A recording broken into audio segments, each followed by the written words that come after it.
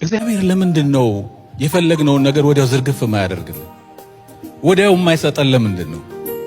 አይቸግረው አይደል? አይቸግረው። ሁሉ የሱ ነው።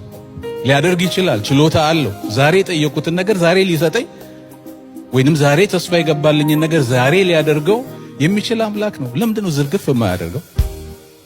ለምንድን ነው የማይሰጠን? ለምንድን ነው ቶሎ ማይሆነው?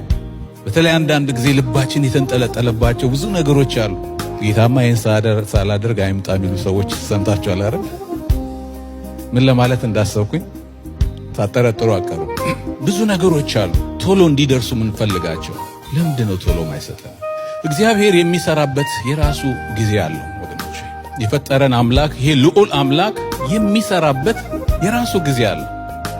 በእኛ ታይም ውስጥ ልናስገባው አንችልም። እግዚአብሔር በእኔ ካላንደር ውስጥ እግዚአብሔርን ላስገባው አልችልም። እሱ የዘመናት አምላክ፣ ዘላለምን የፈጠረ፣ ዘላለም የማይገዛው፣ ታይም የማይወስነው፣ ካላንደር ላይ ቁጭ የማናደርገው አምላክ ነው የምናመልከው።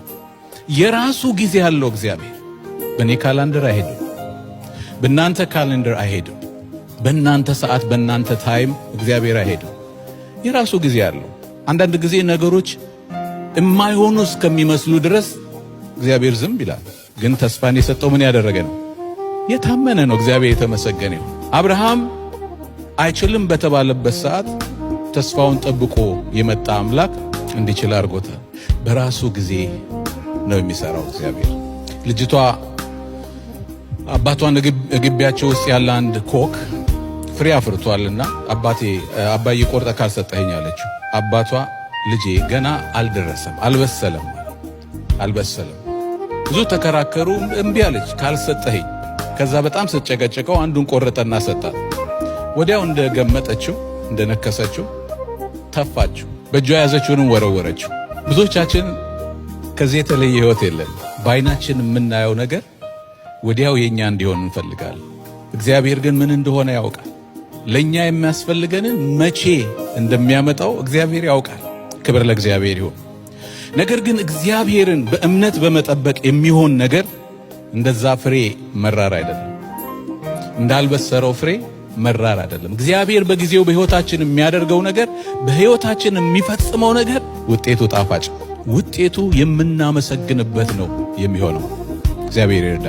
ብዙ ጊዜ የምናተኩረው እንደ ሰው የሚሆንልን ነገር ላይ ነው። ተስፋ ያደረግነውን ነገር ቶሎ ለመጨበጥ ትኩረታችን ነገሮቹ ላይ ነው። የእግዚአብሔር ትኩረት ደግሞ ነገሮቹ ላይ ሳይሆን ማላይ ነው፣ አንተ ላይ ነው፣ አንቺ ላይ ነው። ብዙ ነገሮችን እግዚአብሔር እንዳውም እንደ ማስጠጊያ የሚጠቀማቸው ይመስለኛል። ከእርሱ ጋር እንድንጠጋ፣ ከእሱ ጋር እንድንጣበቅ ፊታችን የሚያመጣቸው ይመስለኛል። እግዚአብሔር የእሱ ቁም ነገር አንተ ነህ ወይንም አንቺ ነሽ፣ እኛ ነን። እኛን የበለጠ ወደ እሱ ሊያቀርበን ይፈልጋል።